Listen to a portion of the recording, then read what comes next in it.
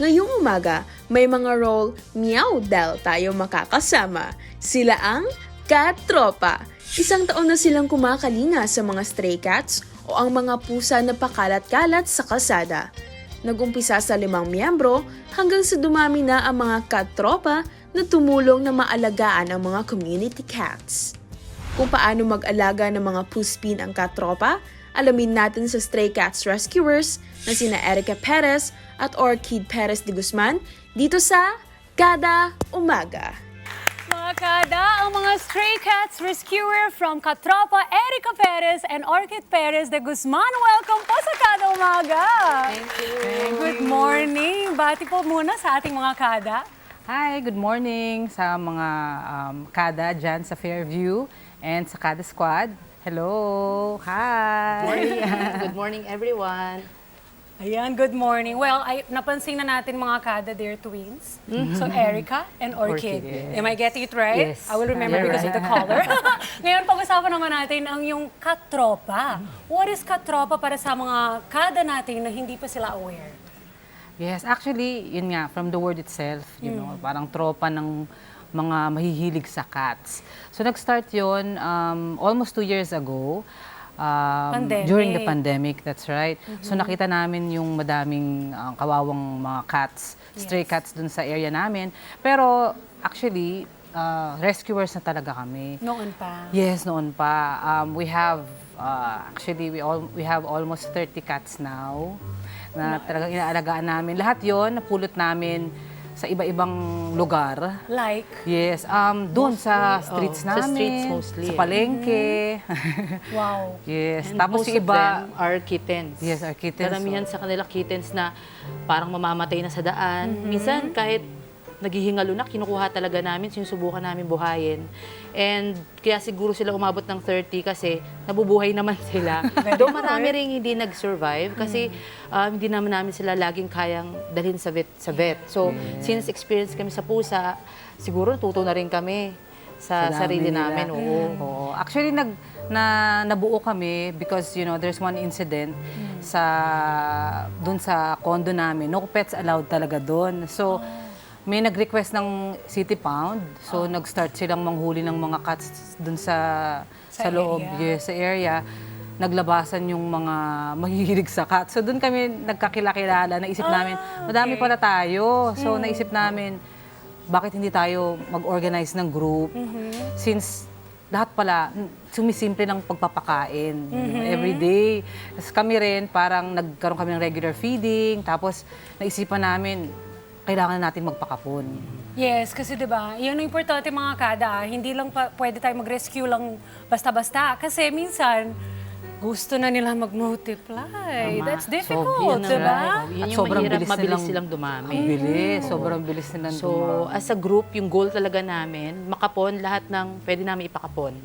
So, since yun nga, hindi ganun kadali yung process kasi nandyan yung manghuhuli kami, tapos hindi, yung iba, feral. So, tapos ipa-fasting namin sila, kailangan namin ng space kung saan namin i-contain yung Kailangan mo mga cats. sila i-isolate, 'di ba Tama. po? And then Oo. medyo may gastos din 'yun. Magastos siya syempre, talaga. oo. So Nag-raise lahat kami yun, ng funds. humingi kami ng donations or ng sponsorship kung sino gusto mag-sponsor kay Pumpkin, for example, ganyan. Tapos, pero most of the time, out of our own pockets yun, so medyo mabigat siya. Yes. Oo, kasi wala naman talaga kami yung parang TikTok page or kung anong page sa social media. Hindi pa po kayo wala lumabas kaming wala kaming online. ganun. Never. First time. So, lahat nung yung pagkain nila araw-araw, pati yung pagpapavet, pag may mga usually nakita kaming may sakit, tsaka yung pagpapa-spay and neuter namin, talagang Sa kanila, kami sa amin na lang lahat. grupo Ang namin. ganda ng ginawa Oo, gastos niyo. talaga. Role model nga talaga. Katulad ng ating theme for today here sa Kada Umaga. You guys are role model for the animals. And para sa mga ibang tao na dapat talaga tinutulungan natin ang mga stray pets, no? All kinds of animals. Yes, Pero ito pinag-usapan naman natin yung challenges sa pagiging, syempre, rescuer ng mga especially sa cats. cats, yeah. Kasi ang daming cats talaga nasa mga daan. Totoo. Itong dalawa na hawak nyo, are they also rescued? Yes. Actually, ito, 4 sila. Tinapon sila sa footbridge. 4 sila lang sa isang box. Meron lang kaming isang friend na pinicturean sila tapos sinabi, merong box ng 4 na kittens dito. As in, kakadilat lang ng mata nila. Sabi namin, gabi dito pa talaga tinapon sa footbridge. Pwede silang Oo, mahulog. naman. Sasagasaan agad sila. Tapos, Naman. hinanap namin kasi parang... 12 midnight, midnight na yun, lumabas kami, hinahanap namin. Tinabi naman, pero sa parang bakanting lote, yung nakita namin sila kalat-kalat, ay naku, yung tiyaga namin para padidehin every night. Alam mo yun, talagang yung isa namatay after 2 days. Tapos tatlo sila nag-survive. buhay. Ito yung pinakamabait. Ito si Pumpkin. Pumpkin. Sa palengke yan. Sa palengke to, tawid ng tawid. So ilang beses siya muntik masagasaan. So super sweet siya. Kaya siya yung dinala namin kasi Cute! Siya naman, Erica. Oo, siya yung isa dun sa 4 na kittens na na-rescue namin from the footbridge. Actually, marami sila eh. Lahat sila, hindi, ito lang yung magkakapatid. Tapos marami sa kanila, talagang isa-isa lang namin nakita sa, yung isa habang nagda-drive siya, tumawid. so bumababa ako noon kahit nagkakos ako ng Traffic.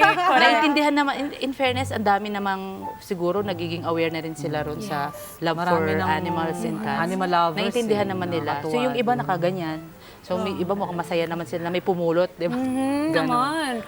Do you still say na may mga challenges pa rin sa Yes, sobra. Actually, malaking commitment yung pag-aalaga ng pusa, ang pagre-rescue. Oo. Sa case namin, syempre we have kids din, alam mo yun. Time. Hindi, may yung Time management, exactly. Talagang yung paglilinis siguro namin 4 times. Talagang, kasi di ba, ang dami nila. Yung mga litter, mga Exactly. kada. Nako, Oo. sabi nga namin sa umaga, hindi ka pa yung hinahanap ko scooper eh. Same when I wake When you up, wake the up in the first morning. thing, ano ba Talagang yung pwede kong ang dami. linisan dyan sa mga May pusa? times talaga na Tapos, yung maiiyak ka sa pagod, parang, ito na naman. Pero hindi ka pwedeng umatras, hindi mo naman pwedeng talikuran, o parang magbabago yung isip mo. Ayoko na, hindi pwedeng ganun. Talagang, pag Yes. umpisahan mo na, Ito, tuloy-tuloy puntahan na. naman natin sa part na mag-a-adopt na. How do people get in touch with you kung gusto ka nila contacting para mag-adopt naman ng cats? Do you guys offer that? Yes, definitely. Kung meron lang talagang willing mag-adapt. Though, mahirap magpa-adapt ngayon, lalo na yung mga puspin. Hindi sila masyadong interested. mahirap I sila. know. Oo That's why I want Pagka to... puspin, ayaw. I want to encourage talaga ang mga kada Yes. natin na sana makapag-adopt din sila ng mga pets. Actually, super sweet can talaga. you encourage them? Right.